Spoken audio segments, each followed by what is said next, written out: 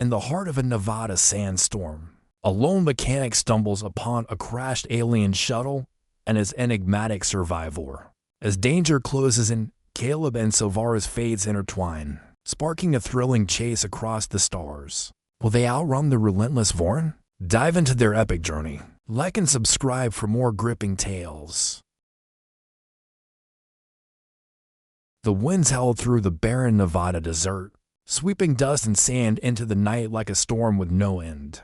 Caleb Holt, a mechanic hardened by years of solitude, wiped the sweat from his brow and adjusted the rusty wrench in his hand.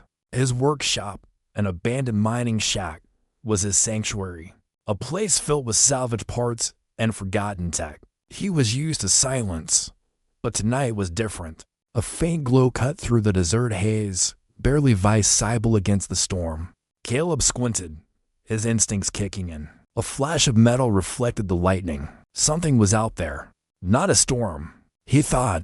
His pulse quickened. A crash. A beacon. His eyes narrowed. He didn't wait to find out.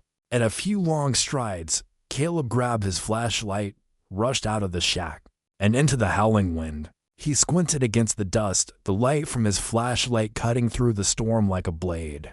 The glow grew stronger. It wasn't natural. He was getting closer. The shape of a crashed shuttle emerged, half buried in sand.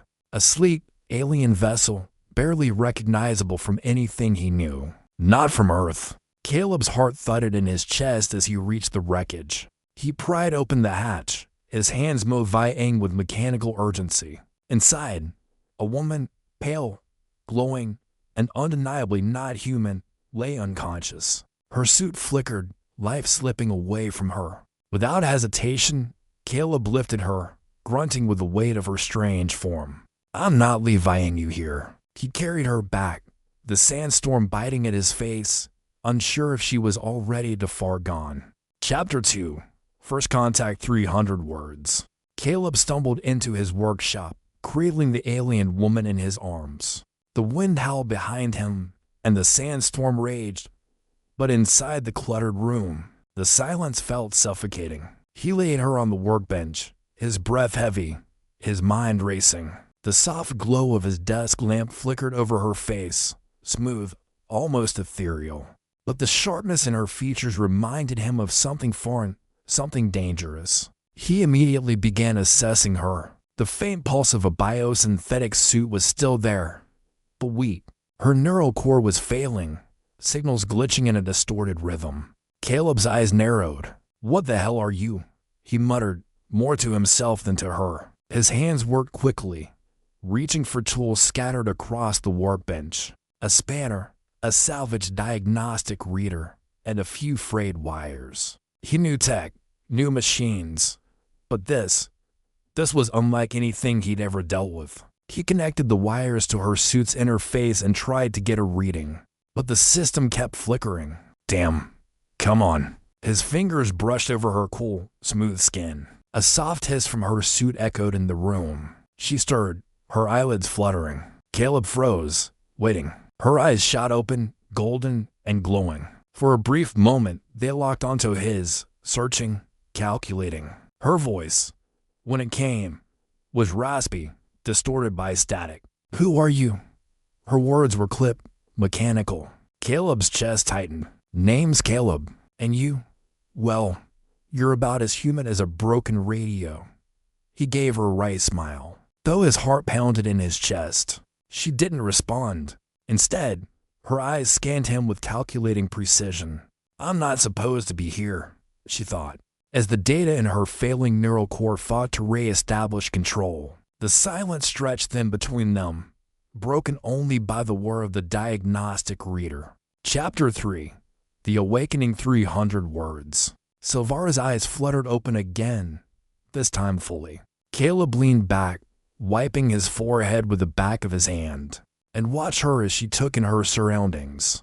The flickering light of the workshop cast long shadows, illuminating the mess of tools, wires, and metal scrap.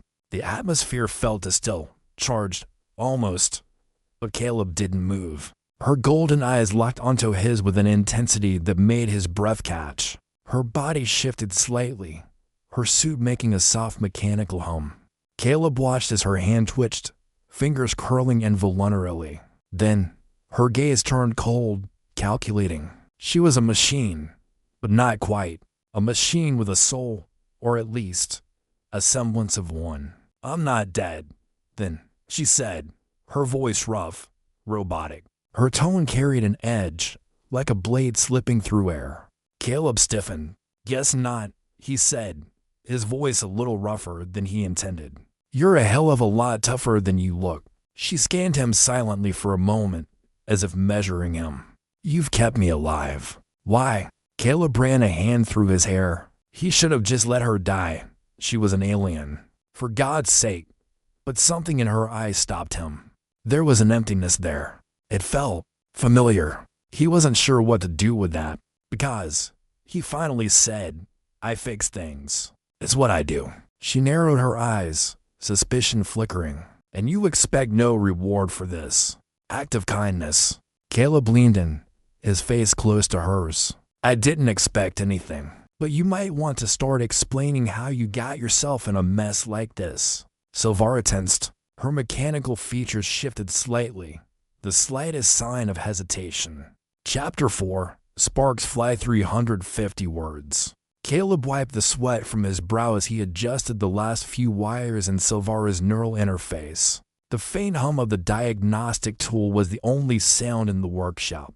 The rest of the world outside still and silent. Sylvara sat up on the table, her golden eyes following his every movement. He could feel the weight of her gaze, like she was studying him, measuring him. He tried not to think about it. "All right," Caleb muttered, tightening the last screw. "Let's see if this works." The moment he finished, there was a flash of light, and the diagnostic tool beeped, signaling a successful connection. Sylvara's body went still for a moment before she exhaled sharply. Her eyes blinked rapidly as the data flowed through her system. "Better?" Caleb asked, stepping back. He wasn't sure whether to feel relieved or frustrated. He was too used to fixing things, not understanding them. She didn't answer at first. Her eyes scanned the room, her gaze lingering on him with that strange mixture of curiosity and wariness.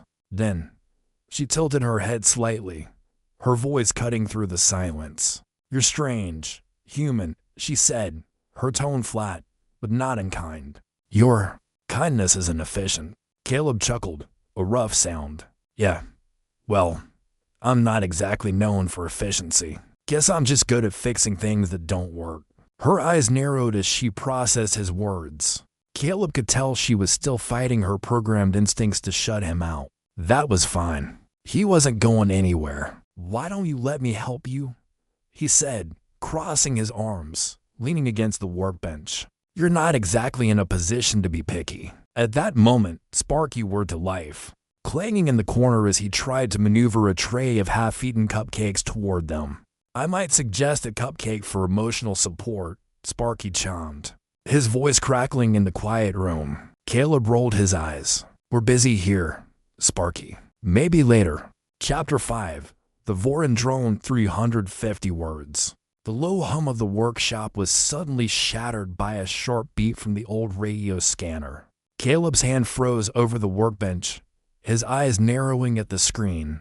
A red blip blinked on the radar. A Voryn drone. Its cold, metallic signature unmistakable. "Shit," Caleb muttered under his breath, his heart hammering in his chest. He turned to Sylvara, who had been sitting silently across the room. Her golden eyes, now alert and calculating, met his gaze. "They found me," she said, her voice steady, but her gaze betraying a flash of panic. She stood up, the metallic hum of her suit blending with the tension in the air.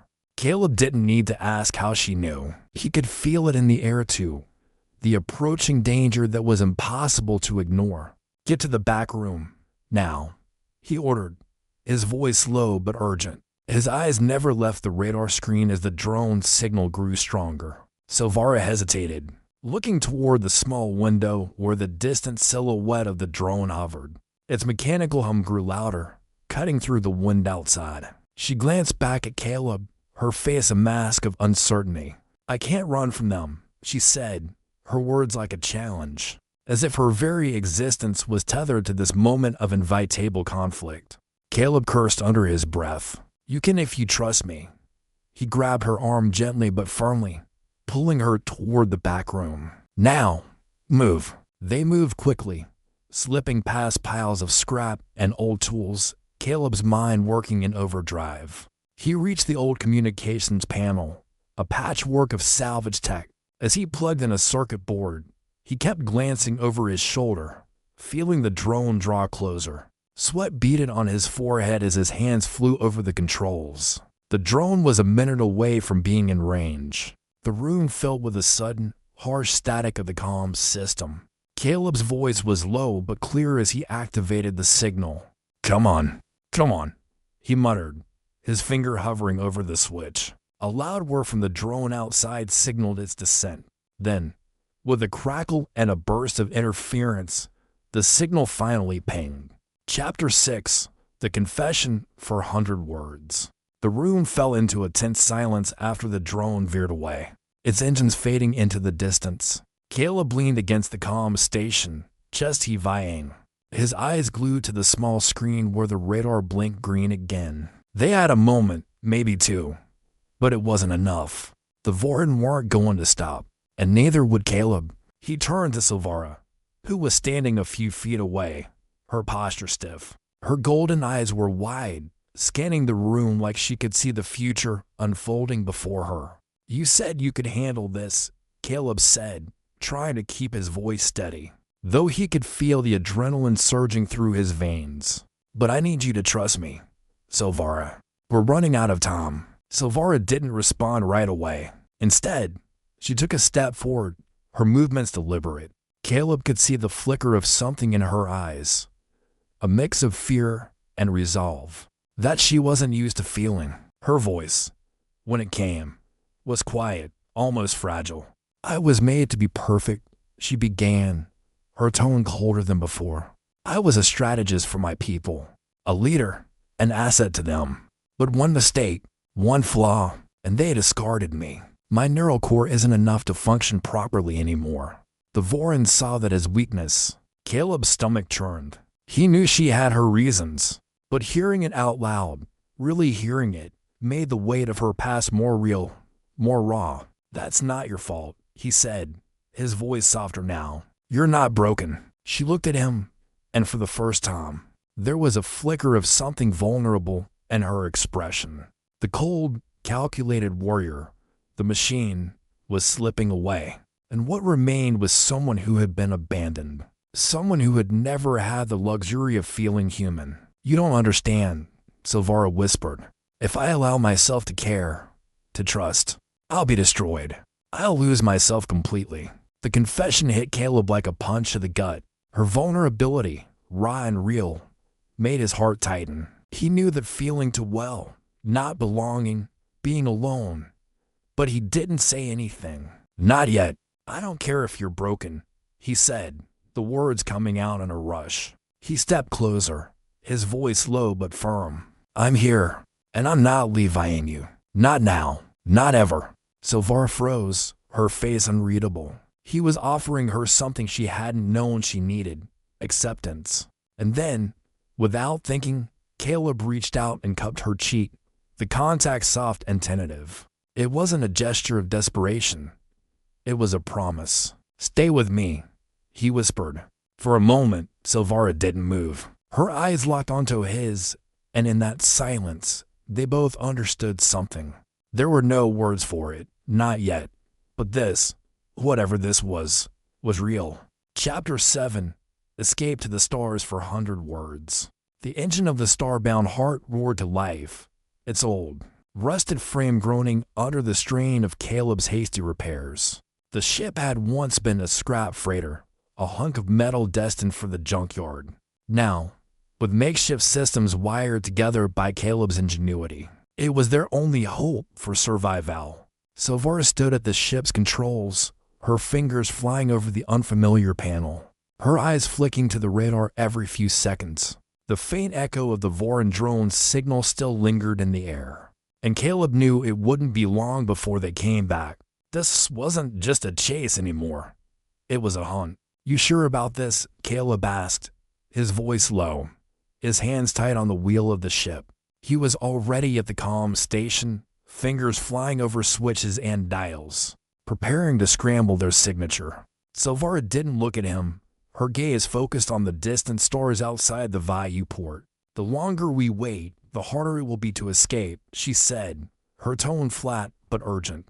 "The Voryn will never stop until they find me. And if they do, they will erase everything." Her words hit Caleb harder than he expected. Erased. Gone.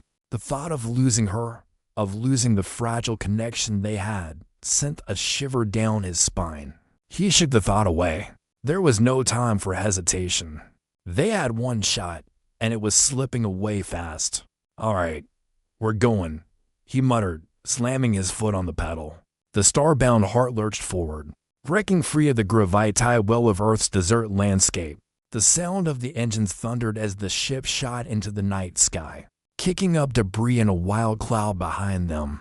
Sylvara's breath hitched as the ship broke through the atmosphere, the blackness of space swallowing them whole. The Voryn Hunter drone's signal was still out there, but it was getting weaker. Caleb worked quickly, pulling up the decoy transmission, luring the drone off their trail with an encrypted signal that would send it chasing after a false beacon. But as the ship began to drift into orbit, a sharp beat broke the silence, an alert. A second Voryn drone was locking onto them, its cold sensors already reaching out through space. "Shit," Caleb hissed, his hand slamming into the control panel. The ship's systems responded with a jolt, shifting into evasive mode. "I'm not losing you," Caleb muttered under his breath, his heart hammering. They were running out of options, but for the first time in days, he felt a surge of determination. Sylvara, her eyes narrowed, slid into the co-pilot's seat beside him, her fingers dancing across the controls. "We don't have to lose them. We'll make them think we're going down." Action.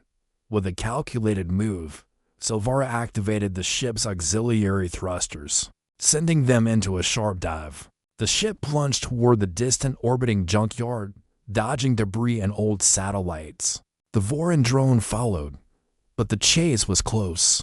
Caleb's heart raced as he fought to keep the ship steady, guiding them through the maze of floating wreckage. With one final, desperate twist, Caleb threw the ship into a roll, sending them spiraling around a cluster of debris. Just as the Voryn drone locked its trajectory onto a stationary satellite, the drone's sensor screamed as its target shifted, but by then, the Starbound Heart was already clear, its engines firing again as it rocketed away. Chapter 8, Heaven's Glow for 100 Words. The Starbound Heart hummed through the void, the flickering stars outside their window a constant reminder that they were far from home. Earth was a distant memory now, lost beneath the curve of the planet, swallowed by the cold abyss of space. Caleb's hands were still clenched on the controls, but his fingers were trembling, the adrenaline still coursing through him. They had escaped, barely, but that didn't mean they were safe. Not yet. Sylvara sat beside him, her golden eyes glued to the value of their destination, a derelict station orbiting a forgotten asteroid near Jupiter. Heaven's Glow was a myth to most, a ghost station built from the scraps of long-dead ships, floating aimlessly in the cold silence of space. For them, it was a refuge, a place to breathe.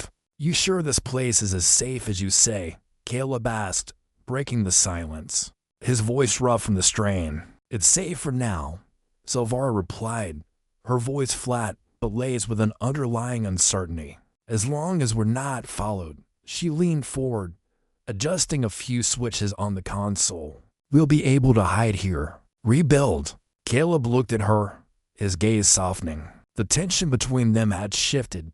Gone was the cold warrior, the calculating strategist. What remained was a woman who had been torn apart and left behind by her own people, now clinging to the last shred of hope. And for the first time, Caleb realized just how much of her was still a stranger to herself. He set the ship on a slow course, the station's faint signal flashing on the radar. It wasn't much, just a few flickering lights on a massive hulk of broken machinery. But it was enough. Enough for them to disappear, to breathe, to find something like peace. The docking process was shaky at best. The Starbound Heart creaked as it aligned with the station's airlock. Caleb's heart skipped a beat as the ship's thrusters fired in short bursts to slow their momentum. One last push, then they'd be inside. A loud clank echoed as the airlock sealed shut, the hiss of pressurization following shortly after. Caleb exhaled, a breath he didn't realize he was holding. "We're here," he said softly, turning to Sylvara. She didn't reply right away, her gaze locked on the dark station ahead. She was thinking, processing, her mind always the steps ahead, even now. "Thank you," she said finally, her voice barely above a whisper. Chapter 9. The Promise for 100 Words. The dim light of heaven's glow filtered through the cracked windows, casting a soft glow across the cold, metal walls of their new home. Caleb stood in the small control room of the station, his eyes glued to the star map as his hands worked over the console. The Voryn drones were still out there. He could feel it, a constant pressure on his chest.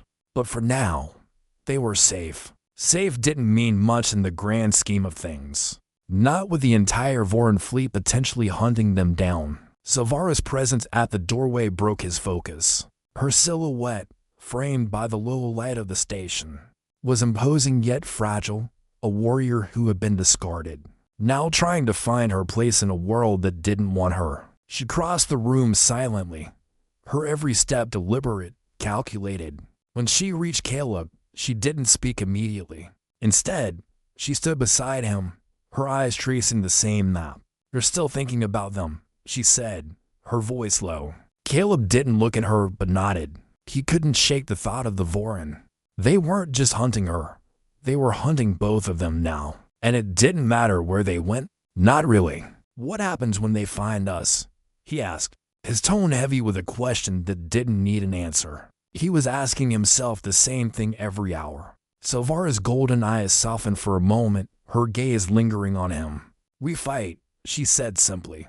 Her words hit him harder than he expected. It was the same determination she'd had back when they were fleeing Earth, the same fierce will that had driven her to survive. But Caleb knew there was more to it than that.